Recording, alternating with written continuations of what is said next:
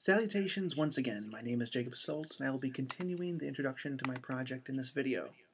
So since many people that I will be engaging in dialogue with will not necessarily have a background in history, I've decided to produce a few introductory videos to form a little historical context in which to set what will be my take on the Anti-Federalist ideology. In this video, I would like to talk a little bit about the Articles of Confederation, as it would become the perceived weaknesses of these articles that would herald the call for the Philadelphia Convention, in which the American Constitution would be forged, and it is over the issue of ratification of said Constitution where the Anti-Federalist perspective would emerge. The Articles of Confederation were drafted in the early years of the Revolutionary War in 1776 and 1777, but the Articles would not be ratified by all of the colonies or states until 1781. The Articles of Confederation would last for 8 years until they would be supplanted by the Constitution in 1789. The Articles of Confederation did not create a national government.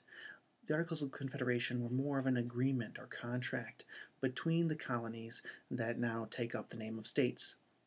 I would like to take a few minutes describing the details of the Articles of Confederation so that you can understand why some of the people at the time saw a need to revise and eventually replace them. Article 2 of the Articles of Confederation states, "Each state retains its sovereignty, freedom, and independence, and every power, jurisdiction, and right which is not by this Confederation expressly delegated to the United States in Congress assembled." Article 1 had already named the Confederacy the United States of America, and this second article is reserving to each state its own independence from that Confederacy, other than that which they have expressly released to Congress. In Article 2, the said states hereby severally enter into a firm league of friendship with each other for their common defense, the security of their liberties, and their mutual and general welfare, binding themselves to assist each other against all force offered to or attacks made upon them. And I think it's noteworthy to point out that there is no mention of nation or government in the Articles of Confederation, and that in the Articles there is no mention of an executive branch and no provision for a national court within the Articles of Confederation. All the provisions of government are left to a single legislative body with one vote for each state, with delegations selected by the state legislatures.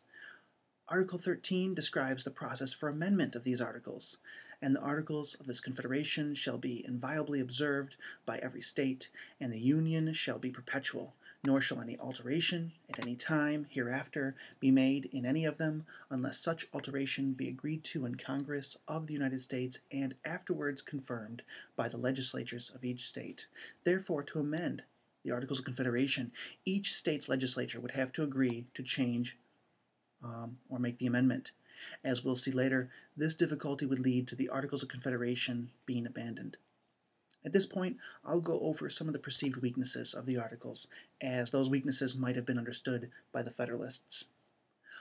Under the Articles of Confederation, Congress couldn't draft soldiers. It could only send requests to the states for militia and regulars. And since the Articles were in de facto operation during the Revolution, you could probably see how this might cause problems when attempting to form a united military front. Congress could order the production and provision of supplies for the soldiers, but it couldn't force anyone to actually provide those supplies. In fact, under the Articles of Confederation, Congress didn't even have the power to tax at all. Its treasury was perpetually out of funds. Congress had to request revenues from the states, and the states didn't always provide the amounts requested, and when they didn't always necessarily do so in a timely manner. And after the Revolution, Congress didn't have the funds to pay the promised pensions of soldiers, which was the pension of soldiers fighting the Revolutionary War was supposed to be life at half pay. In fact, at one point, on June 21st, 1783, unpaid veterans rioted in Philadelphia, causing Congress to leave the city in what's called the Pennsylvania Mutiny. The Confederated Congress couldn't tax, but they could borrow money and emit bills of credit, otherwise known as printing money. And as you can imagine, printing bills of credit without the specie to back it up caused a lot of inflation of the continental dollar, and many of the bills being worth only 1/40th of their face value, which created the saying that you still today might be familiar with, not worth a continental. So imagine, at one point you're paying $1 real for one continental dollar, or a bill of credit, and essentially 8 years later, you need 40 continentals to find someone willing to trade you $1 real. So it was pretty severe. The lack of funds only increased after the Revolution, when many of the states ignored requests for revenue. The perpetual lack of money made it difficult for Congress to muster adequate naval forces to protect shipping from piracy, and its weaknesses in controlling trade led many manufacturing concerns to an understanding that a stronger national government could pass tariffs and protect domestic manufacturers from foreign competition. For example, when some of the New England states tried to prevent cheap British manufactured goods from entering into their ports and competing with goods produced domestically, Connecticut opened up its ports to those cheap foreign goods, and those goods still entered into the domestic trade, but only Connecticut's ports profited from the importation. So, defeating this, voluntary import ban.